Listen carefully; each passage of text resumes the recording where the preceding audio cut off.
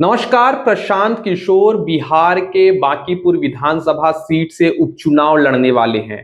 क्या प्रशांत किशोर इलेक्शन जीतने में कामयाब होंगे या फिर उनको एक बार फिर मुंह की खानी पड़ेगी, जैसा कि पिछले विधानसभा चुनाव में प्रशांत किशोर की पार्टी के साथ हुआ था।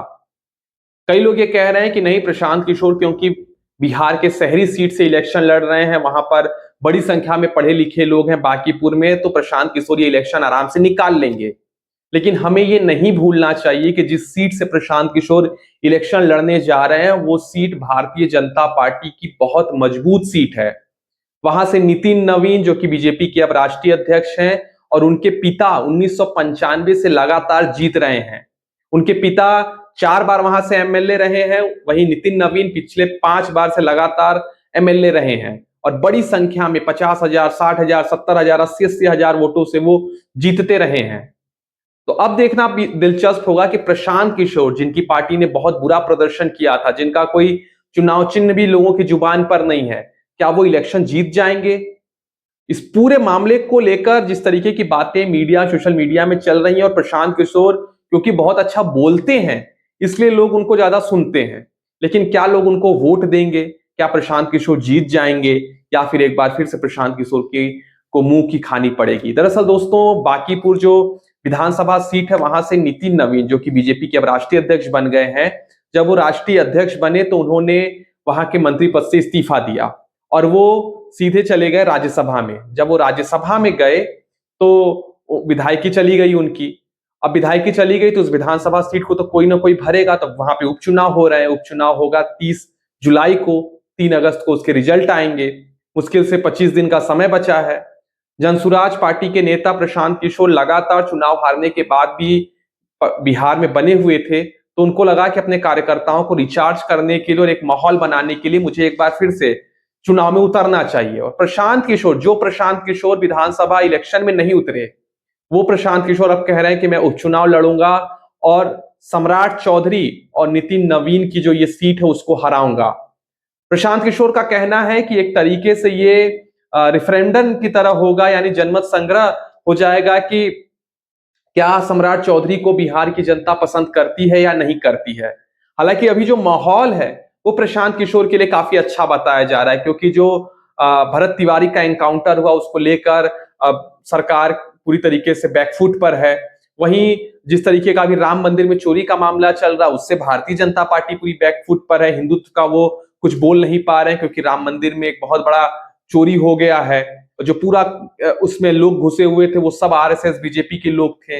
उनके नाक के नीचे इतनी बड़ी चोरी कैसे हो गई, इसको लेकर जनता सवाल पूछ रही है भारतीय जनता पार्टी से। और भी कई तरीके के, अभी आपने देखा होगा E20 जो पेट्रोल में एथेनॉल मिलाने की बात चल रही है, उसको लेकर भारतीय जनता पार्टी, केंद्र सरकार घिरी हुई है। तो कई ऐसे मुद्दे हैं जो प्रशांत किशोर को लगता है कि वो भारतीय जनता पार्टी को घेरने में कामयाब होंगे। और इसके साथ साथ उनका जो पर्सनली सबसे मजबूत मुद्दा है, सम्राट चौधरी को टारगेट करना। उनका ये कहना है, साफ तौर पर कहना है कि हम बांकीपुर की जनता से ये अपील कर रहे हैं कि आप लोग इसलिए वोट करिए यहां पर कि क्या आप सम्राट चौधरी को अपना चीफ मिनिस्टर चाहते हैं या नहीं चाहते हैं। अगर आप उनको चीफ मिनिस्टर चाहते हैं तो बीजेपी को वोट दे दीजिए। अगर आप उनसे नाखुश हैं तो मैं उम्मीदवार बन के आया हूं, आप मुझे वोट दे दीजिए। और प्रशांत किशोर ने यह भी कहा कि जिस तरीके से मैं बोलता हूं उस तरीके से मैं बाहर तो बोलता ही बोलता हूं, लेकिन अगर मैं विधानसभा जाऊंगा तो आप ये बात लिख के रखिए कि वहां पर 242 जो वहां पर विधायक पहुंचे हुए हैं, उनमें सबसे मजबूत आवाज अगर किसी की होगी तो वो प्रशांत किशोर की होगी।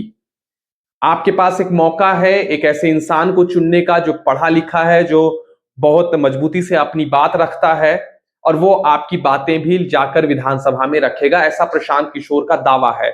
वहीं भारतीय जनता पार्टी कह रही है कि बांकीपुर तो हमारा गढ़ है जी, हमें कोई नहीं हरा सकता। वहां से कोई प्रशांत किशोर आ जाए, कोई तेजस्वी आ जाए, यादव आ जाए, कोई हमें नहीं हरा सकता। अगर हम वहां से कुत्ता बिल्ली को भी लड़ा दें तो जीत जाएगा। भाजपा का कोई कार्यकर्ता तो छोड़िए, कुत्ता बिल्ली को भी लड़ाएंगे तो वो जीत जाएगा, ऐसा बीजेपी के नेताओं का कहना है। तो प्रशांत किशोर ने इसका जवाब दिया। उन्होंने कहा कि आप जनता को इतना बेवकूफ मत समझिए, गढ़ जनता का होता है, जनता जिसको चाहेगी उसको नेता बनाएगी। और हम जनता के सामने यही प्रश्न रख रहे हैं कि अगर आप सम्राट मोदी जी तक ये संदेश पहुंचाना चाहते हैं, प्रशांत किशोर के शब्दों में, कि अगर आप मोदी जी तक ये संदेश पहुंचाना चाहते हैं कि हम सम्राट चौधरी को पसंद नहीं करते हैं, तो आप प्रशांत किशोर को वोट दे दीजिए। अब देखना बेहद दिलचस्प हुआ कि प्रशांत किशोर की बातों में क्या जनता आएगी, क्या उन पर भरोसा करेगी, ये देखना बेहद दिलचस्प होगा। लेकिन जब प्रशांत किशोर ने बिहार इलेक्शन के दौरान ये कहा था कि मैं इलेक्शन नहीं लड़ूंगा, तब मैंने एक बात की घोषणा की थी और आपको याद होगा, मेरा वीडियो पड़ा हुआ है, जाके आप देख लीजिएगा। मैंने आपसे कहा था कि मुझे आश्चर्य नहीं होगा कि जनसुराज की 0 सीटें आए। अभी भी मुझे ऐसा नहीं लगता कि प्रशांत किशोर बांकीपुर में उपचुनाव जीत जाएंगे।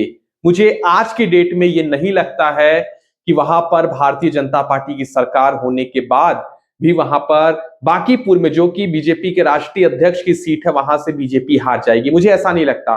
प्रशांत किशोर अपने कार्यकर्ताओं में एक उत्साह बढ़ाने के लिए लड़ जरूर रहे हैं, लेकिन मुझे व्यक्तिगत रूप से ऐसा नहीं लगता कि वहां पर प्रशांत किशोर जीत जाएंगे। और अगर जीत जाते हैं तो एक बहुत बड़ी हार भारतीय जनता पार्टी की बिहार में होगी और प्रशांत किशोर की राजनीतिक जिंदगी जितनी अभी तक उन्होंने 3-4 साल से बिहार में उन्होंने किया, उसकी पहली उनकी एक तरीके से बोहनी होगी और वो इलेक्शन जीतेंगे तो जीतेंगे।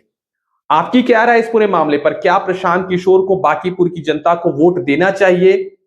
क्या प्रशांत किशोर आपको लगता है कि जीत जाएंगे?